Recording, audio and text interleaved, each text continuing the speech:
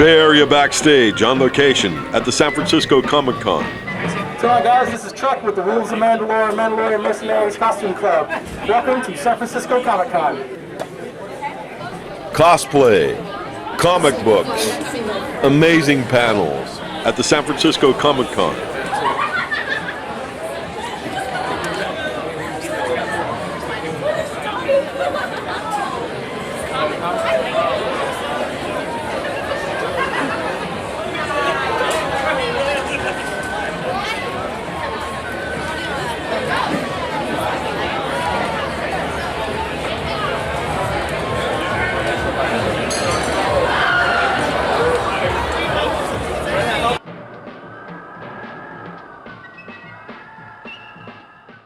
How long did it take for you to do your costume? A few weeks, because I sewed on every single leaf by myself. Like, I took it on trains, and I was sewing during train rides and stuff. So yeah, about a week, 2 weeks maybe. It looks awesome. How was your experience at the San Francisco Comic-Con so far? It's the first time I'm here. I've been to other Comic-Cons before, but I think it's very small, but it's very like familiar. Like it's like it's not bad small. It's good small. Everyone seems to know each other, and it's just very cozy. I like that. Check out this panel. The topic is Diversity in Comics, featuring Joe Whittemore, Jim Starlin, David Nakayama. Okay, it is officially 5:30. We're going to start. Thank you guys for coming. This is Rated E for Everyone, where we're going to talk about making superheroes and street-level heroes accessible to everyone. And the reason we're talking about this is because I love DC, not going to talk about it among people, but when Detective Comics started way back when, it was not as inclusive as it could have been, and it wasn't as tolerant as it could have been. Like the very first hero, a guy named Slam, was fighting these yellow villains, which of course they were Chinese people, and they were drawn. And they were yellow. Yeah, and they were literally painted yellow, and they were drawn with slants for eyes, and they all had the one little strand of hair for a top knot, and they had the big buck teeth, and so that was how it was perceived, which is obviously completely wrong. And it's for people like me and for people like David, when you're looking at those and you're a person of color and you can't see yourself in the character, that's tough. So I'm very grateful that comics have come so far, and they've become so much more inclusive of different people of color and different religions and different genders and different ages, all of that. So that's what we're going to talk about today. But I would like to introduce the people on the panel here. And bear with me because I have it on my phone, so sorry. Okay, so we have Jim Starlin, and Jim is an American comics artist and writer with a career dating back to the early 1970s. He is best known for cosmic tales and space opera, for revamping the Marvel Comics characters Captain Marvel and Adam Warlock, and for creating or co-creating the Marvel characters Thanos, Drax the Destroyer, Gamora, and Shang-Chi, Master of Kung Fu. He would also go on to write the Infinity Gauntlet series. Later for DC Comics, he drew many of their iconic characters, especially Darkseid and other characters from Jack Kirby's Fourth World. For Epic Illustrated, he created his own character, Dreadstar. So this is Jim Starlin. Thank you for all the hard work on that intro. Oh, you're welcome. Thank you for making it easily accessible. To his right is David Nakayama. Originally from Hawaii, he's always had a passion for art, comic books, and video games. These days, he's living in the Bay Area and working as a senior 2D concept artist on several different titles for San Francisco-based, is it Kixeye? That's old. Jam City these days. Jam City these days. We just put out the Harry Potter Hogwarts Mystery Game. Anyone playing? Yay! Can you talk to them about making the energy levels go up quicker? You've been reading the message boards, I see. Please get on that. No. He also moonlights as a cover artist for Marvel Comics, among others. So, let's hear for David. And I'm Jo Whittemore. I write middle grade novels, humorous, science fiction, fantasy. My current series is Supergirls, based on the CW television show and set in that world. And that's me. Yay, me. Okay, so just very quick housekeeping. Please keep your phones on vibrate as we get started. Okay. Now, and bear with me, I wrote all my questions down. The readership, this question is going to be for both of you. The readership of comics and comic-based literature has changed over the decades to include more women, children, people of color, and members of the LGBTQ community. Is Hollywood making comics more alluring to these demographics, or is publishing becoming more open to appeal to them, or is it something else entirely? What is, and you see this also with Black Panther, interest in Black Panther and Black Lightning and all these things. So what is making this diversity become so popular and engaging? You want to go for it? By all means. I'd say it was your second option, that things are changing around. When I first started working up at Marvel, it was all white. Yeah. I mean, it was all white guys, except for Murray Severin. There's this one wing sticking into it.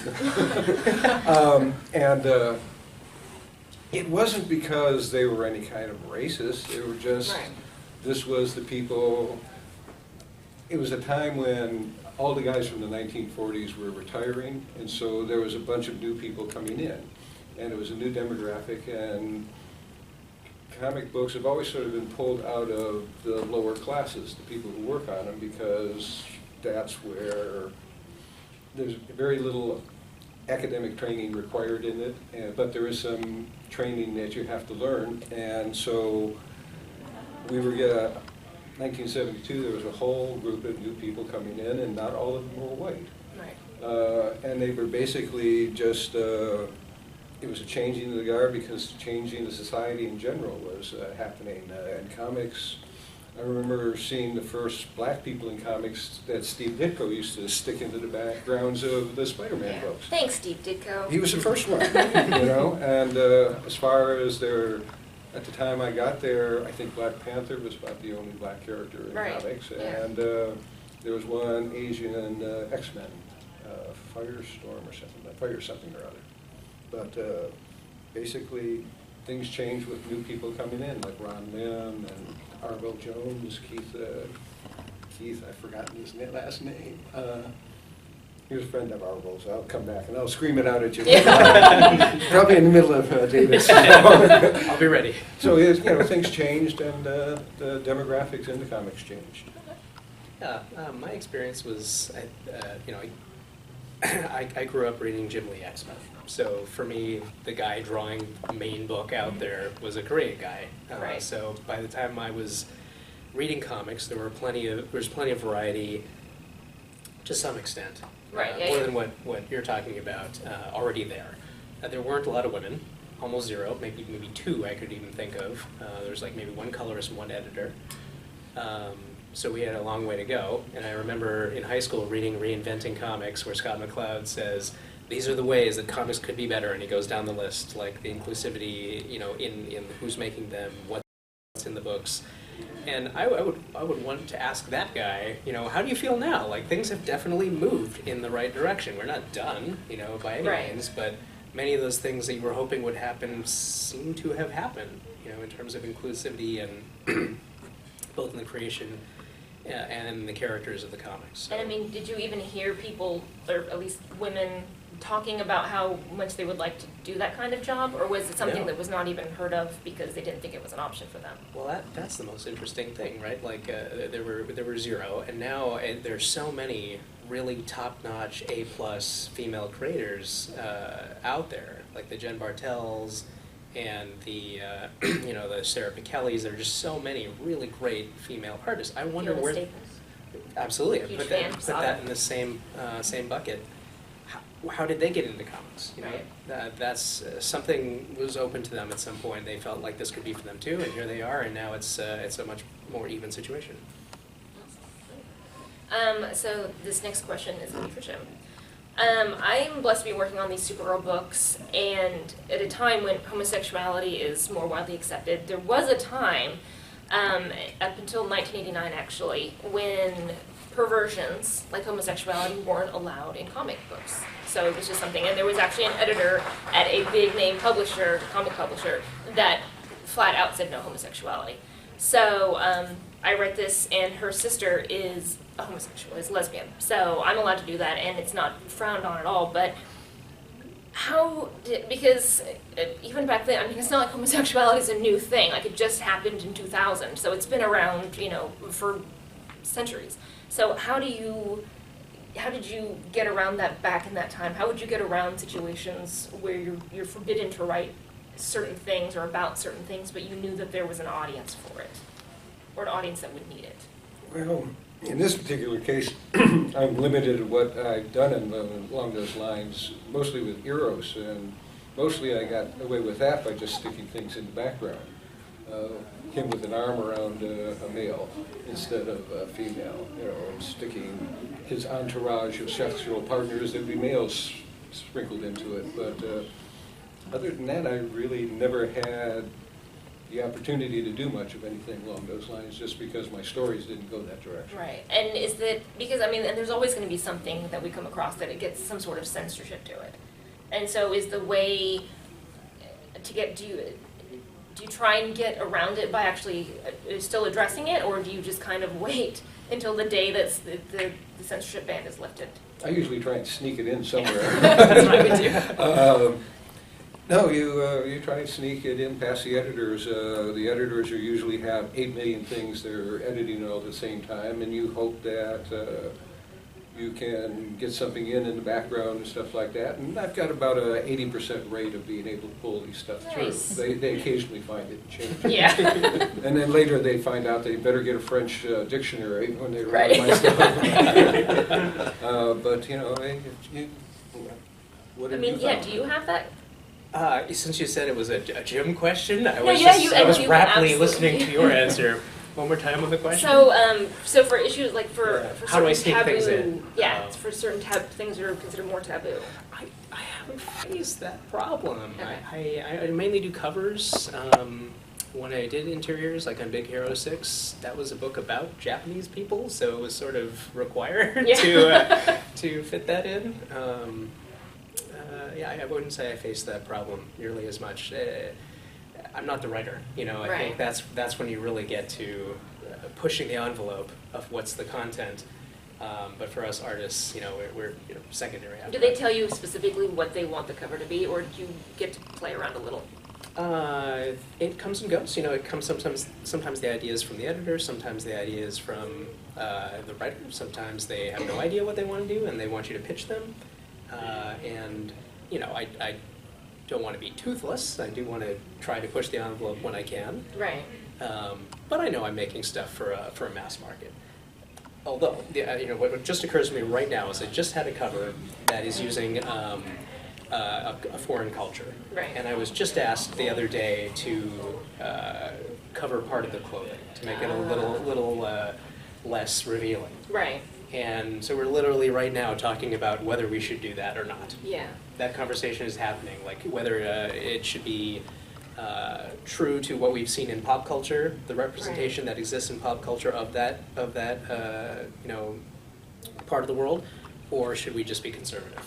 And I haven't been told what to do yet. Okay. But, Plus now there's such a spectrum of different kinds of publications going on, even within more standard companies, that I can now throw Eros into a bed with men and women and not having trouble at all. Mostly what I've been finding is their censorship is more geared around violence and politics these days. Yeah, I was thinking politics Try and might get be something, a big... saying anti-Trump up at Marble right now, and that's not going to happen. Right, yeah. Well, and then Wolverine stopped smoking at one point. There's some sanitization that has happened in comics more Just recently. trying to make them, and is that to make them so that it's better for the children? So the children can read it, or? I'm not sure where that comes from, but... That came from Joe Quesada, his father. Oh, there you have it. Oh, Yeah. okay. And so all the Marvel characters, including Pip Patrol, stopped smoking. Ah, Yeah. now I know. That's Yeah. good. Wow. Okay, and so David, this next question is for you. Okay. So, and I teased this on social media, but does anyone remember City of Heroes, the game? Yeah. Okay. MMO? So, yeah, it was like so awesome. It was like my favorite. It was an MMORPG, so it was a computer game online that you could play, massive multiplayer game. And I hadn't read comics since I was a little kid. So back when I was a kid, it was like Dot and Little Lotta. It's like stuff nobody knows. It's very obscure. But I read that kind For of me. yeah. I am the old guy on the panel. No. Well, then I'm old too because that's the kind of stuff I read, and of course Archie and the gang. And after that, after I was like 10, 11, I didn't touch comics again for a while, and then I started playing City of Heroes, and they actually started sending comics. And so, David, actually, how many of these did you do all the interior art for? Gosh, like at least a year's worth. So, Right. So, and you got this because you had the top cow, you'd won the top cow. Right. That was a project they eventually put me on. Right. Yeah. So, so this was kind of like, through a weird twist of fate with having David here, so this was the first comic I started reading again as an adult with City of Heroes. So, thanks. Sure. My pleasure. But that wasn't my question, that was just Yeah. a bunch of talking. Sorry. So my question was, you do that kind of stuff and you also do the Harry Potter and you do other kind of game art. Yeah. So do you find that it helps get children more involved with comics? Like, do you notice your fan base of children growing as you... As we do the games? Right. Do the games feed the audience of the Right, comics? yeah, exactly. I don't know. I don't know how you would measure that. But I think from a Marvel game standpoint, we also do a game called Avengers Academy, for example. When a movie comes out, we create an event in the game that roughly matches what happens in the films, and so there's this beautiful, synchronous, feeding off of each other, where storylines will come from the comic and be in our game, and then in our movie, and now they're back in the game, and all of Marvel at once is talking about Guardians of the Galaxy, or Right. we just did our Thanos cover for Infinity War. We had Thanos show up in our game, young Thanos, because they're all college-age kids. Yeah. So I don't know if it's like specifically to get children. It's more to capture the casual phone audience, whoever that is. Okay. If anything, it's to get women, because they're the casual phone audience is disproportionately women, apparently. I didn't know that. Yeah. So we started off years ago on an assumption that the art style must be a certain level of casual in order to appeal to this group. Things have changed and matured a lot since then, and we don't Right. have those same preconceptions anymore, but that was the original idea. Good to know. Okay, we'll go back a page here, sorry. Okay, so this is what I'm going to talk about next.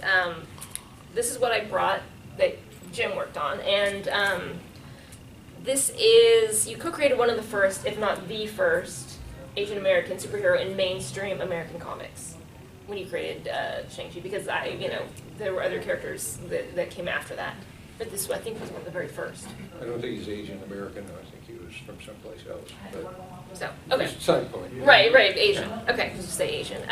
It was a very daring yet successful move because it was a time when there hadn't been yet introduced a lot of people of color as starring heroes in comics. So, what was your thought process for making this kind of leap of faith that it was ultimately very successful because a lot of people, were interested in this particular storyline. But what was your thought process of, hey, we should go into this? Well, this was something good coming out of all the wrong moves, basically. Okay. We basically, Steve Englehart and I wanted to do the Kung Fu TV series that David Carradine was in, Okay. but that belonged to Warner Brothers, which was DC Comics, and they weren't interested in doing it, so we started talking to Marvel about this, about doing a martial arts character, and started developing it, and as we were going along, Stan Lee had bought the rights to Fu Manchu. I had never read a Fu Manchu book at the time, so I said, sure, let's throw him in. And we did the first issue, and before then we had all sorts of things like working with Stan to get him to approve the visuals and stuff like that. And every Asian face that I drew up for the character designs, he didn't like. Right. But he liked the generic head that I put on the costume designs. So that's why Shang-Chi is like mixed race. Right. Because Stan wouldn't go with anything that looked like slightly Asian. Not for any nasty reasons, he just thought all heroes should look this way. Okay. That's why John Romita kept changing heads on covers. Everybody should look the same. only after I got done with the first issue that Larry Hama, who worked on all these G.I. Joe books, came up to me and said, "Did you ever read a Fu Manchu book?" And I went, "No." And he said, "Here." You're like, And I was horrified. oh! I don't know if any of you read any of them, but they were some of the most racist shit you've ever seen. I mean, they're really bad. Yeah. And I didn't realize that. And that's why I only lasted 3 issues on the book. I was kind of embarrassed by the whole thing. And so, like I said, something good may have come out of it, but at the time it all seemed like it was one disaster after another. Right, and once the other thing is, I know that you say it was an embarrassment, but again, and one of the first comments I ever made to you was thank you for not, drawing him with slants for eyes. And if you look at the comic, you'll notice he also has normal teeth, like a normal person has teeth. He doesn't have just 2 giant teeth hanging down. And so I was I know you say it was a generic head kind of thing, but for someone like me, it's very important because it's easier for me to see myself as a superhero when it's someone who looks like me, but doesn't look like a caricature of who I am. Fortunately, my drawing skills then and now are not so much that I tend to end up going for a more generic character as I go on anyhow. So it's the everyman, it's the every hero. Yeah, I'm a storyteller rather than a fine artist. Right. So, and this question will be for both of you. When you're drawing women or people of color or someone who is not your exact demographic, how much research goes into making sure that you're depicting that character or that, race, religion, if you're making sure you're representing them accurately and not doing something, Fu Manchu insulting? Sure, I can go first. For me, I feel like that is something I'm very, very focused on. I do covers, and there's an expectation that the fidelity be pretty high on a cover. So I just did like a Lando Star Wars cover last week, for example. Right. And before I even started it, I did a ton of research on Donald Glover and what does he look like exactly, and exactly what shade of brown is he, and how does he smile, and I really, really look into that very carefully, do a lot of research before I even start. So I guess that more or less answers your question. I care about that deeply. Yeah, good, thank you. You should, as you should. Well, with the male heroes, I can just look in the mirror. Yeah. Adam's apple, got So it. with female characters, I usually do some photo reference, and then here comes another story of something bad happening that brings out something good. Gamora, Right. who is, kind of a role model character to a lot of young girls now, absolutely. surprising to meet my expectations. But basically, I needed to bring in a female character into Warlock because it was all a sausage fest up there. And so, put it bluntly, and so my friend Alan Weiss had a studio that I used to hang out with, and I needed to design her up. And this is going to be the embarrassing part. I was looking through these skin mags that he had laying around here. They were European skin mags, and one of them had this photo feature of this gal in this fishnet outfit. And I thought it was just terrific looking. And so I based Gamora on this pornographic outfit, and much to my surprise, about 6 months later, the Spanish artist Esteban Maroto did the same thing. Oh, God. All of a sudden in Erie, there was this character who had almost the same outfit. He had lengthened the black hair down to and went down to the things, but I went, oh my goodness, we have 2 of them running around here. But she ended up turning into a character that I'm not embarrassed by, at least. Yeah. I mean, but she had some kind of embarrassing Yeah, and, origins. and she could be strong and be in a skin magazine. She could be a strong woman still. That's all right. I'll go along with that. Get me out of the doghouse. And so now, David, as a person of color and growing up too, were you more aware of what you were seeing in comics and what you weren't seeing? And again, you noticed, that there weren't a lot of female creators. Yeah, I definitely noticed that. I did feel like because of Jim Lee being a focus for my own interest, at the time, and Ron Lim as well, I was definitely reading Surfer because of Ron Lim. I didn't feel like the Asian male perspective was missing, because my 2 favorites were.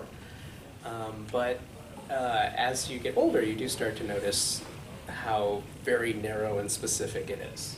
You know, definitely when you look back, there weren't as many people represented from other races and religions and sexual orientations and stuff at all. It's really obvious now. It's we're looking backward at from a place where there's a lot more inclusivity, and it's stark. Well, yeah, and I mean, it's just like Jim was saying, is he can look back now and be like, oh, that was not that best. Yeah, because you can look back and see where the mistakes were made. Because based off of what I would see with, you know, films and with television, Asian actors and actresses, they weren't cast in a lot of, up until recently, they weren't cast in protagonist roles, right? They were usually the bad guy, the Asian bad guy, the secret, you know, the Yakuza, something like that society. And so now you have Agents of S.H.I.E.L.D., you know, where you have these strong Asian American characters, and I don't want to say, okay, Iron Fist is, but, right, but, you know, I don't remember the woman's name that is, it's the tip of my tongue. Hendra? Colleen. Thank you, Colleen Wing. But So the actress. yeah, I was thinking of the character, Yeah, yeah. but yeah, that works Colleen too. Wing, yeah. Yeah, and so, but She's great. now you have characters like that coming up, and with the X-Men, one of the bad ones that not many people saw, you had Olivia Munn. Psylocke. Yeah. Sure. Yeah. So It's starting to happen. It's right. It's good to see that you're starting to get more, not just female Asian actresses, but also, you know, male Asian actors in stronger, positive roles. Psylocke was normally a good character. She wasn't so much in this movie, but anyway. So I feel like TV and film has a way to go. Like comics has maybe moved a little further in that direction than TV and film have. yeah. More money involved in the movies, and so they have more pressure put onto them to get somebody who's not a big name star to begin with. That's the first thing they look for. I'm sure you're right. Yeah. Well, I mean, because I say, at least with the Netflix shows like Luke Cage, you know, and with some CW shows like Black Lightning, or even with like Supergirl, where you have you know, the homosexual character. People are making bolder and bolder decisions every season, it seems like. Right. So. Which is great because you get to see more diversity and people can see themselves. I mean, in Sense8, not a lot of people unfortunately saw Sense8, but you know, I want to say that it got picked back up by someone. Yeah. So, okay, one person saw it. That may have been why they got rid of it, but it was one of those shows where you had there was a transgender woman on it, and is it the Asian woman from Lost? Anyway, there was an Asian American woman that was also one of the main characters, and it was just a bunch of minority She was the characters. most interesting character, actually. Right. Yeah, She was the kickboxer. Yeah, she kicked ass. So anyway, and so you have new stuff like that can push that envelope, and it's stuff that's not on network television, or at least not on the basic channels, because they can get away with more. What we don't have is an Asian Marvel superhero fronting a film. I'm looking forward to that one. I don't know what character that would be.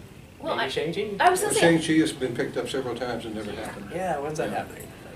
I wonder if it's because they don't think that Shang-Chi could carry. I think the more they don't think a martial arts movie will sell all that well these days. Mm-hmm. It's sort of jumped into that level. Right. It's too bad. My Someday. next question. Netflix one of these days. Yeah, Netflix. Yeah. Netflix Yeah. takes everything. Yeah. So my next question is, how do you guys decide what you want to work on, and like, or what stories you want to tell? Depends on what I'm looking at that day. Okay. You know, I mean, really, jobs happen very quickly. It's not like movies where it takes years. You know, when I did Warlock, I actually walked in that day to Roy and said, I want to do Warlock, and that night I was back there drawing it. Nice. Yeah, they don't do that anymore. So it must be harder to do it now. Yeah, so basically it's whatever is striking my fancy at that point. You know, same with you, right? Sure, it's freelance, so, you know. Is it pretty much where the money's coming And from? where it's available, you know. That's partly true, and then like, if you're lucky enough to have the choice, you know, there's so many options on the table that you get to choose, then I think it's kind of your personal fandom to some extent.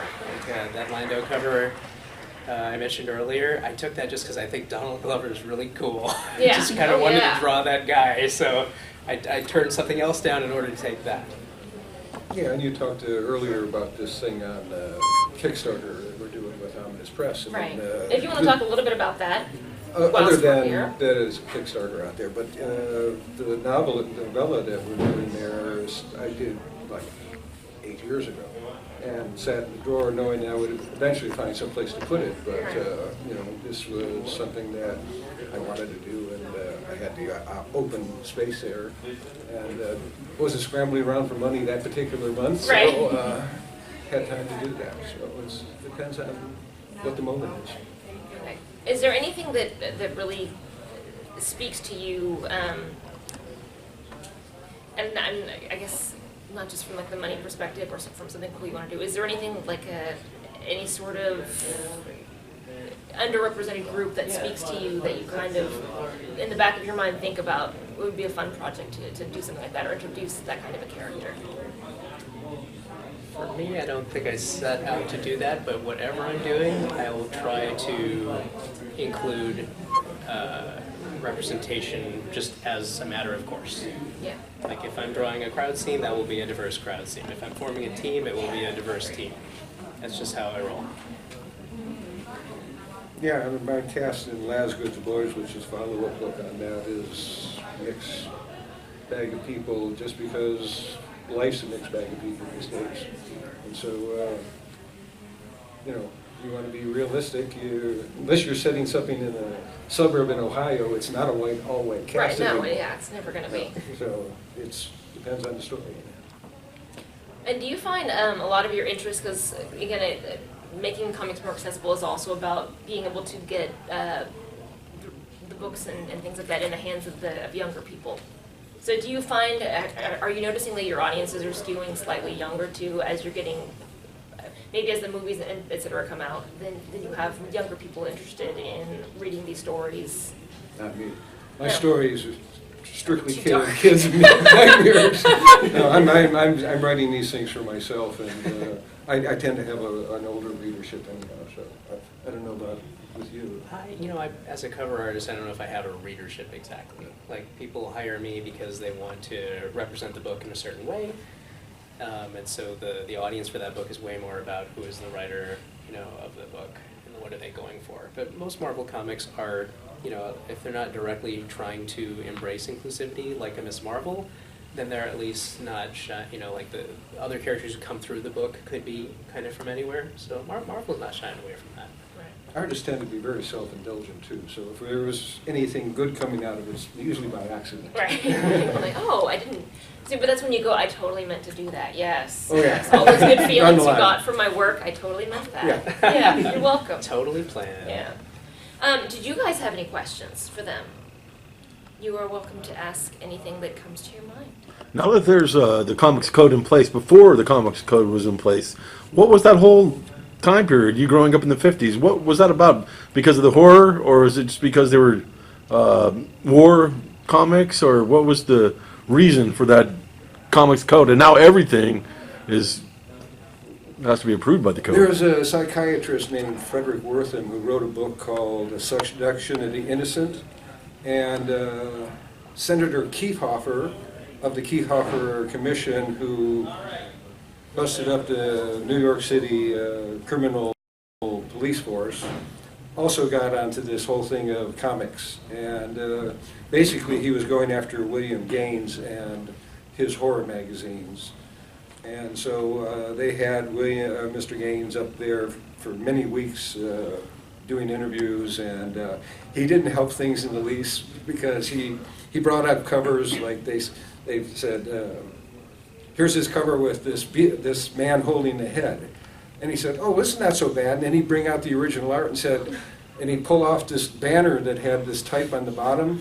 And he said, yeah, we really toned it down. He'd pull off the banner and you'd see the neck and the blood dripping out. So a lot of that was from the horror books more than anything else. And Wortham just did a lot of crazy stuff. He went after Batman because he had this boy, he was throwing homosexual accusations against the publisher and that, so that whole thing was nuts. So now after that whole thing happened, what did you see like in your eyes? Because you grew up during and well, I was only a kid. I mean, 1950s. Right. I was in grade school, so as far as I knew, the comic code was always this little thing on the over in the corner that I didn't pay any attention to. I don't know anybody other than a few drugstore owners in the South who may have paid attention to it one way or the other. It was something that they did to keep the Senate and the Congress off their back. It was a self-regulating agency. It was run by the guy who, one of the relatives who ran Archie Comics. And he did his job for the first few years. Any spaceship couldn't look like a missile because that was phallic. Anything with wings couldn't be shown because that was angels and making fun of, spiritual beings. Like I said, it was just crazy 1950s paranoia running rapid, and so it's there. Do they still have the comics code? Yeah, I don't think so anymore. Like, if you guys play little card games, you'll notice, like, you can't see a halo on certain things. You can't see angel wings once again, or devil wings, or, like, pentagram. Yeah, there's still those going on. Okay, so they still have it on some books, yeah. It's I just don't work on those. Yeah. As far as I know, the Comics Code stamp was phased out of Marvel Comics and other comics in the early 2000s, if I remember correctly. But it was kind of defunct and like ignored even before that. But definitely phased out. No comic that I know of, period, has the stamp on it anymore. It sort of got killed at the time that Stan did a Spider-Man story, and then Denny O'Neil did a Green Lantern story involving drugs. Oh. And Code wouldn't want him to do that, and so they just removed the stamp from the particular issues, and they ran him anyhow. No, it never affected anything. And I think they just had it as a something that they put on the covers just for ornamentation after that. Yeah, because when I was a kid, I had no idea what that meant. Yeah. I mean, granted, I was Good reading. housekeeping. Yeah. I mean, There's definitely like an internal guidelines, I would think, at Marvel. Like they don't, there's no smoking thing, and probably the pentagram thing. Like on the Avengers Academy game, we were asked to take a character who has a pentagram on their chest and flip it to be a normal star.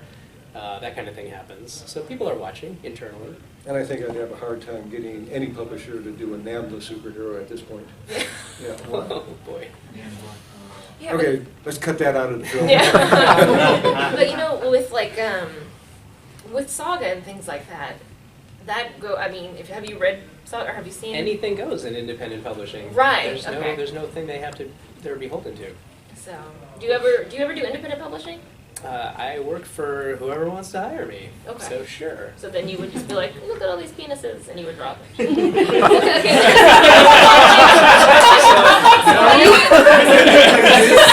How do you explain where that comes from? The closest I get to that is I do. I like to do pinup covers, so I work for Zenescope sometimes. Yeah. But I have my own guidelines of how far I'm willing to take that. Like I Right. don't do nudity. But other people have different lines where they fall. But for me, it's the no further than PG-13, no nudity, pretty much. I don't think I've ever drawn a penis either. Are we cutting this part out or leaving that part out? Yeah. Now it's getting good. Some good stuff after hours. No, because in Saga there is this I don't know. It's some sort of creature beast thing that has it's dragon? Yeah, a dragon, and it sucks its own goods. But we're so. finally back to a point where comics can be anything in any genre that's beginning to flower again after many years of horror and whatever other comics being barred. I think that's great. I think that all genres should be. Well, yeah, and the thing is, and Saga is very inclusive when it comes to LGBTQ and also with diversity of characters, and so it's not. There's still a great story. Like there's still great stories being told. It's just occasionally you have a dragon with a big dong. So There's an audience for that somewhere. Yeah, somewhere it's like, yes. I need that as one of those little Funko toys. No. It's just at the end of the day, it's just more interesting any story you're trying to tell when there's a diverse cast of characters. Right. If all the characters are exactly the same, how is that as fun as if they're all different? Right, like a cat person, right? Yeah. One of your characters was a giant cat person. Yes. Right. Oedipus, yes. So what for you, and this is also, I guess you could say, with Drax and Thanos and all these characters, you have these more alien characters. What draws you to that kind of that kind of diversity? Well, I usually go for the defects in the character. My characters, we were talking about this earlier, I don't do heroes. I mean, this guy here is about the closest thing we have here in a hero because Steve Englehart had some influence on there. My guys are all either psychopaths, scoundrels, or, damaged people. And so their ethnicity, whoever they are, their core is much more important to me than what they look like. Right. And, whatever the damage is, we go from there. And, sometimes it works out to a white guy, black guy, Asian guy, gal, whatever, the story sort of determines that more than anything else for me. Right. Any other questions? I have one. How do you avoid diversity for the sake of diversity? I mean, how does it become more organic and more natural rather than simply making sure that you have a homosexual character so that you have homosexual character in your work, or woman because you need women in your work, or whatever? Can I answer that for you or no? As far as you're aware, like there's a lot of people like Me Too movement or like the women wearing pink hats.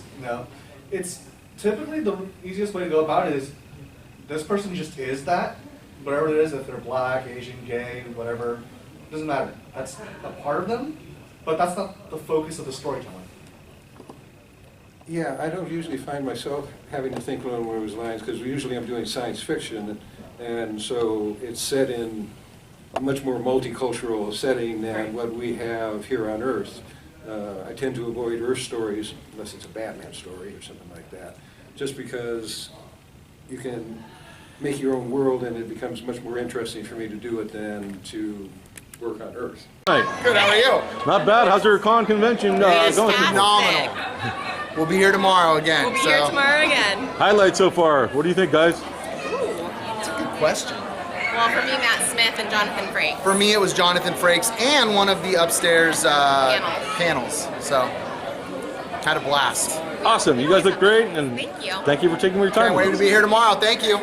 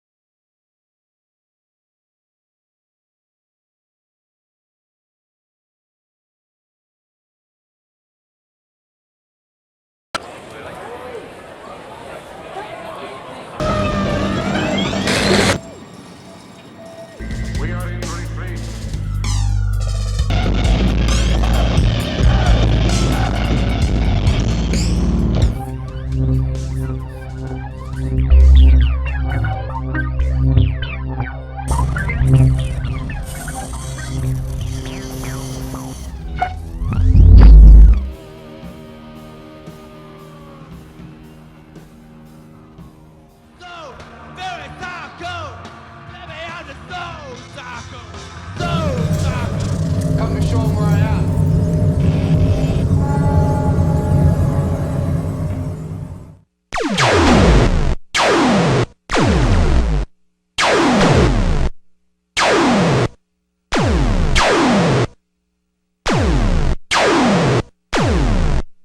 Destroy the humanoid. Intruder alert, intruder alert. Yoga, intruder mana escape.